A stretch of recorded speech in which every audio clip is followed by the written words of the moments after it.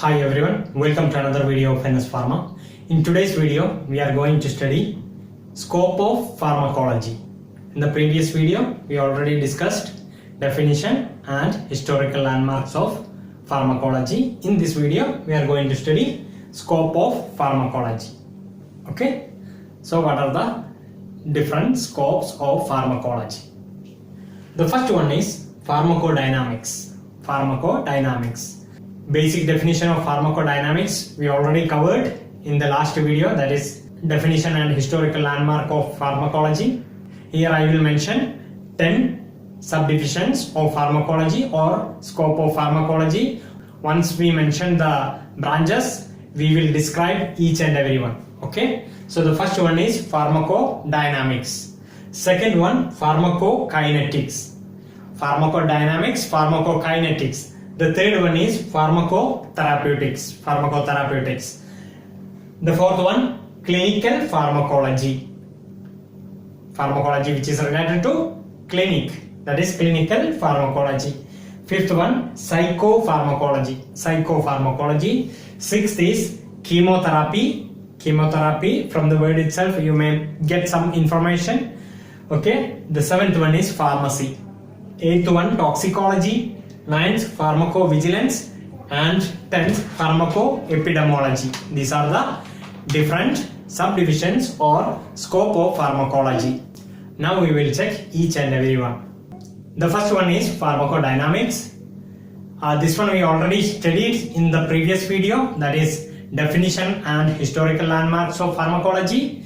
What is pharmacodynamics? Pharmacodynamics is what the drug does to the body, that is pharmacodynamics. It includes physiological and biochemical effects of the drug and also their mechanism of action. How the drug is acting inside the body, that is also included in pharmacodynamics. So we can look for one example.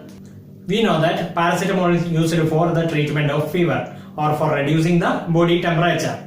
Am I correct? So this paracetamol, how it is working inside the body? What is the pharmacodynamics of paracetamol inside our body? How it is acting? We should know that one.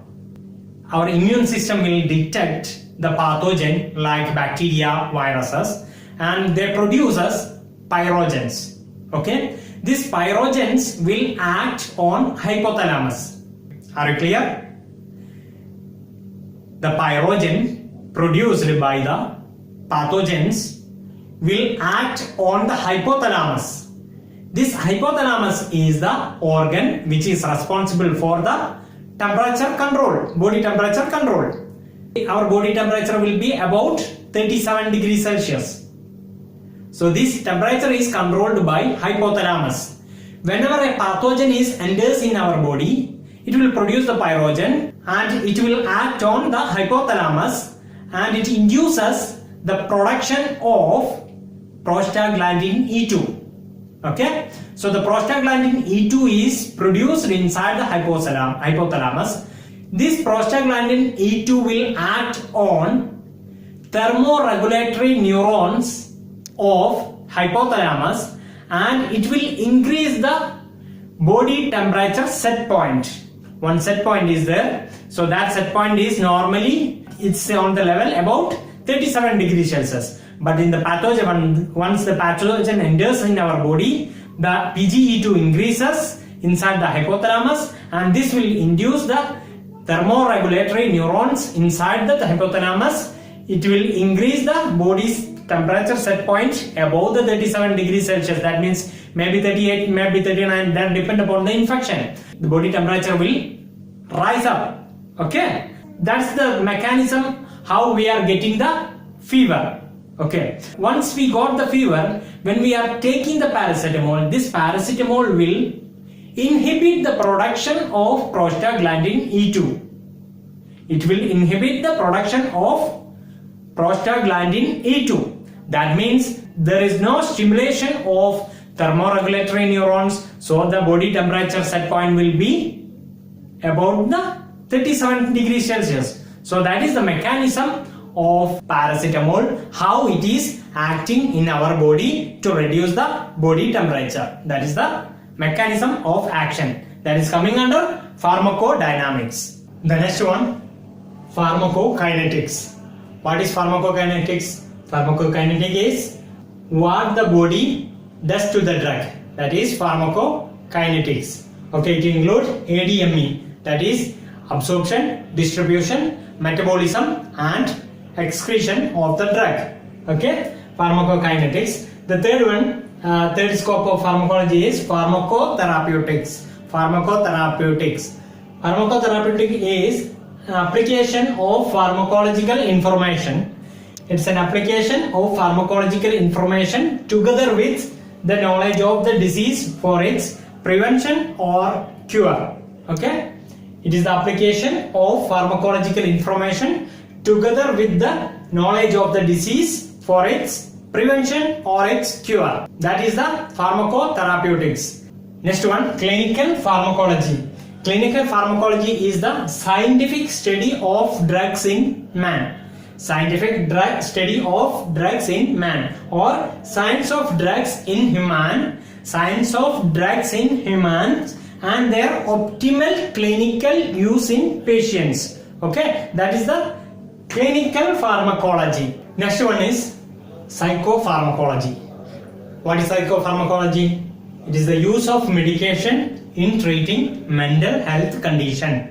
Psychopharmacology is the use of medication in mental health condition. So you can see here psycho, that is why here mental health condition, that's why psychopharmacology. Next one is chemotherapy. Chemotherapy we know which is related to cancer. Okay, chemotherapy, treatment of systemic infection or malignancy with specific drugs that have selective toxicity for the infecting organism or malignant cell with no or minimal effects on the host cell. That is chemotherapy. Once more, treatment of systemic infection or malignancy with specific drug that have selective toxicity for the infecting organism or malignant cell with no or minimal effects